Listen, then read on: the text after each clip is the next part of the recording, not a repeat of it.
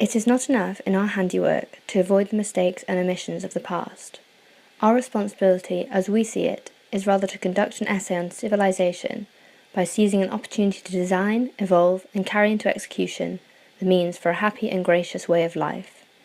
Lord Reith, Chairman, the New Towns Committee, 1946.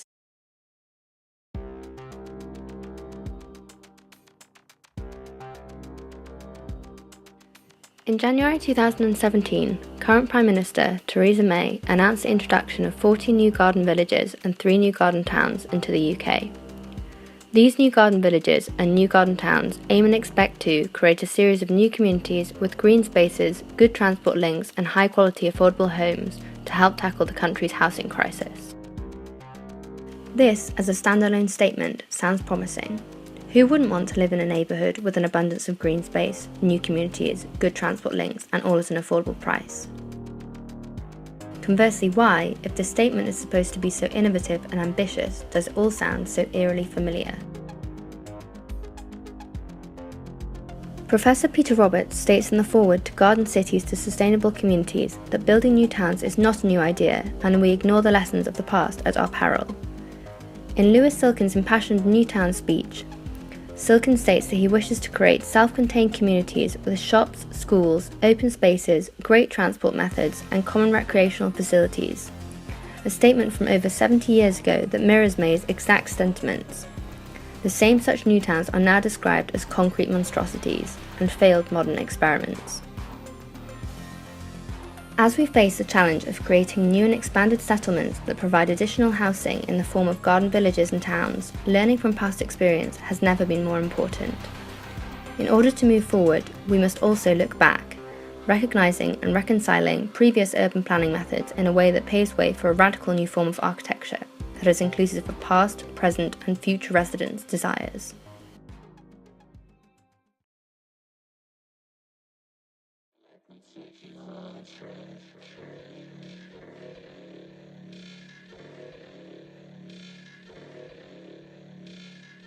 Building New Town Utopia argues for an alternative approach to housing and lifestyle in Basildon New Town, a first-generation new town situated in the centre of Essex that is currently undergoing evaluation due to the cross-boundary development of Dunton Hill's garden suburb.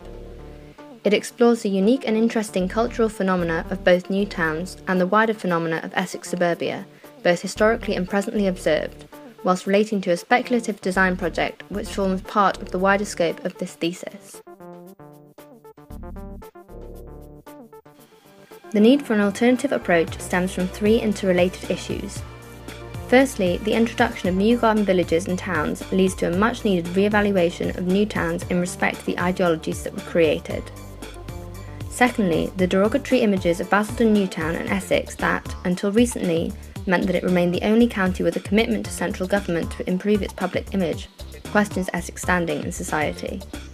Thirdly, unprecedented escalation in urbanisation and neoliberalism has meant that the idea of Essex and Basildon New Town as sites of experimentation and radicalness has been gradually eroded in favour of a more regional, subtopian view of the county. This brings into question the fundamental characteristics that define Essex. To this end, my thesis work is structured into 4 parts and divided into 6-month segments throughout the duration of the course. During the first 6 months of my project, which took place from October to April, I aimed to uncover and provide an overview of new towns and Essex suburbia in order to establish a clear set of existing and preconceived ideologies, whilst operating from a distance at the University of Cambridge. New towns as theorised. Secondly, I aimed to evaluate the present condition of Basildon New Town, new towns and Essex suburbia in order to uncover any subversions from these ideologies, whilst operating under a fieldwork period and residing in Basildon New Town, new towns as realised. This is currently ongoing, and the clips you see in this video are a result of this fieldwork period. Thirdly, I will evaluate how the specific nuances and subversions relating to Basildon New Town, new towns and Essex suburbia can create a form of architecture that, whilst not attempting to completely solve the existing problems, can act as a prototypical example for how all the socio-political, historical and economic issues could be brought together. This process has been ongoing throughout the time spent both in the field and from afar, new towns as idealised. Finally, during the last 6 months of the project, I will revisit, reflect on, and summarise these sections and, in using the knowledge gathered in each section of my course, define an appropriate response to the county.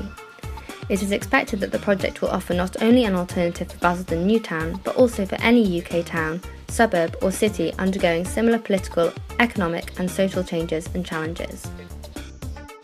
If you have any personal experience of living in a new town, or if you are currently in a town that you feel is in a state of social, political or economic strife, please do feel free to come up to me and talk to me about your experiences during this exhibition. Alternatively, if you're interested in the project but would like to email or just want to see how the project progresses, please email me at mar85@cam.ac.uk or follow the project at http://cambridge-design-research-studio.com/projects/building-new-town-utopia. Thank you.